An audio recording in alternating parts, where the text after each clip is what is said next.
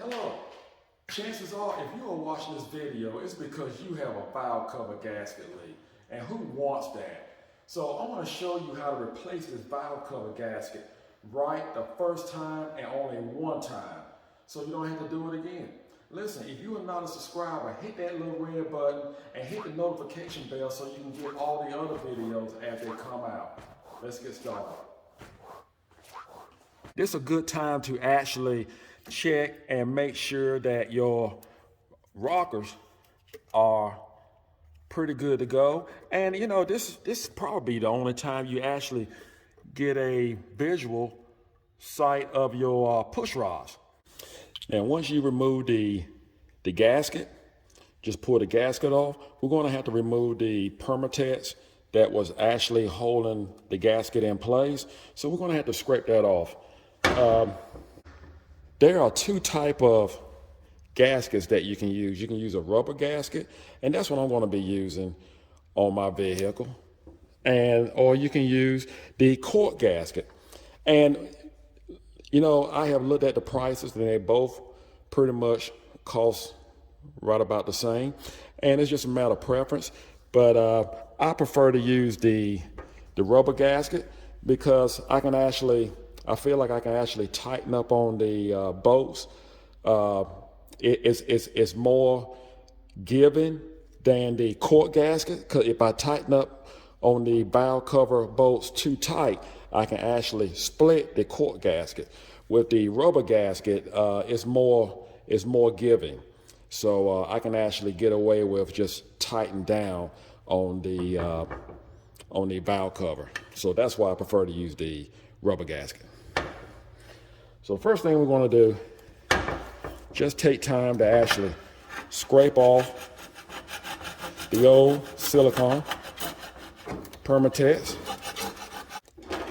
Now, as far as what permatex to use, you can use any silicone permatex you choose to use, whatever's best for you. But I will say this, when you use it, what we're going to do, we're going to put the permatex on the valve cover, not the engine. We're going to put it on the valve cover, and we're going to set the gasket on the valve cover, and we're going to just let the gasket sit up for a little while. And then we're not going to put any on the other side of the valve cover. And that is the best way to do it. Now, if you have a real leaking issue, you may want to put some on the other side. Say like if you actually put silicone here and just put a light film of silicone on the outside of the valve cover gasket, but just a light. And actually inside here, you want to put a light. You don't want to put too much silicone in here that when it pressed down, when you tighten down, it's actually going to bulge out and come out inside of the valve cover, because you do not want permatex all down inside of your rocker arms and just floating all inside of your oil gallery. So you don't want any of that. So you want to make sure we're going to put thin coat of permatex on the valve cover. And if you have to, you can put a thin coat on the outside, but we're not going to do that on this project.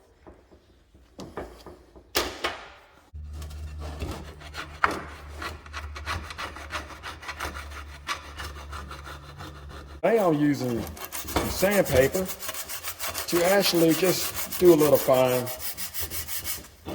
touch up. But I do recommend, if you have chrome valve cover, this is a good thing to do, is actually to get that shine off of the inside where the gasket is going to mount. Save you a lot of trouble. And I also recommend to do that too if you have a chrome oil pan. I would do the same with the chrome oil pan.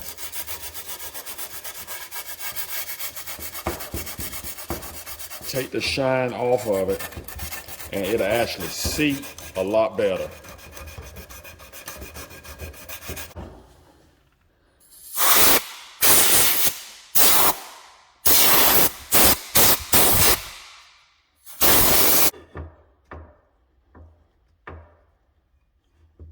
very thin, thin as possible. Try not to have it thick. You don't want that. All right, that should do it.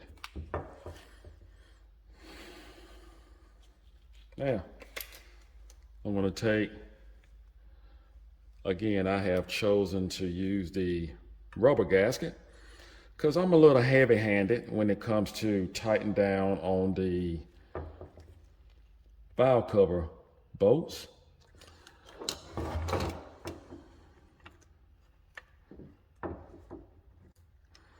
Just make sure your hole is lined up.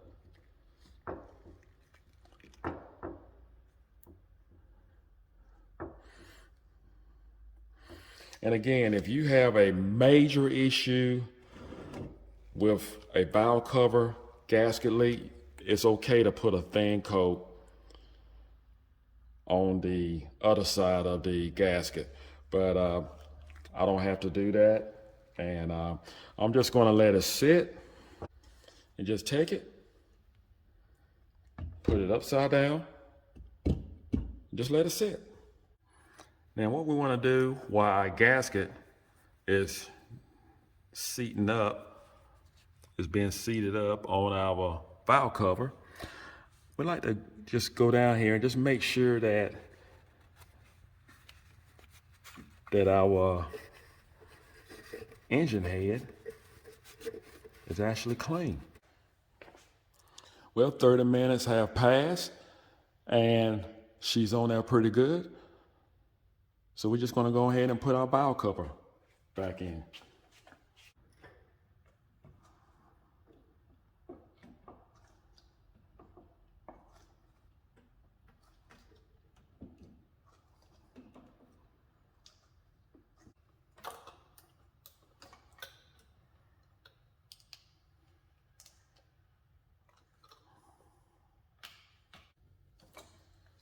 All right. Make sure your hole is lined up. Once you get all your bolts in, just want to tighten them down.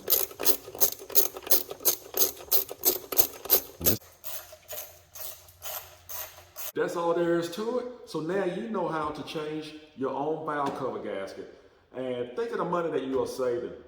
We're going to wrap this up on this side, and I'm going to jump over to the passenger side and start on that one. Listen, if you like this video, give it a thumbs up, and I hope it helps you out. Take care, and see you next time.